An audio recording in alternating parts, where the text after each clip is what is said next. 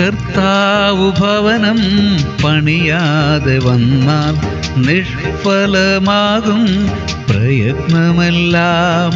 കർത്താവു നഗരം കാക്കാതിരുന്നാൽ കാവൽ വെറുതെയാകും. സങ്കീർത്തനം 127:1. യഹോവ വീട് പണിയാതിരുന്നാൽ പണിയുന്നവൻ വൃഥാ അധ്വാനിക്കുന്നു.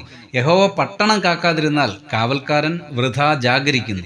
2 കാര്യങ്ങൾ ഉദാഹരണങ്ങളാക്കിക്കൊണ്ട് ഒരു വലിയ സത്യം പഠിപ്പിക്കുകയാണ് ശലോമോൻ ഈ വാക്യത്തിൽ. 1 ഒരു വീട് പണിയും, 2 ഒരു പട്ടണത്തിന്റെ കാവലും. ദൈവം ഇവ ചെയ്യുന്നില്ലെങ്കിൽ മനുഷ്യന്റെ അധ്വാനം പ്രയോജനരഹിതമാണെന്നാണ് അദ്ദേഹം പറയുന്നത്. അതുകൊണ്ട് നാം അലസരായാലും ദൈവം ചെയ്തുകൊള്ളും എന്ന ഒരാശയം ഇവിടെയില്ല. ദൈവത്തെ കൂടാതെയുള്ള മാനവ പ്രയത്നം നിഷ്ഫലം എന്നാണ് അർത്ഥം. പ്രിയമുള്ളവരെ, നമ്മുടെ ഓട്ടവും അധ്വാനവും തുടർച്ചയായി പരാജയപ്പെടുന്നുവെങ്കിൽ ചിന്തിക്കാം, ദൈവം നമ്മോടുകൂടെ ഉണ്ടോ എന്ന്. പ്രാർത്ഥിക്കാം.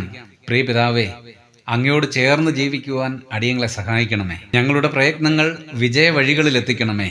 യേശുക്രിസ്തുവിന്റെ പരിശുദ്ധ നാമത്തിൽ തന്നെ. ആമേൻ.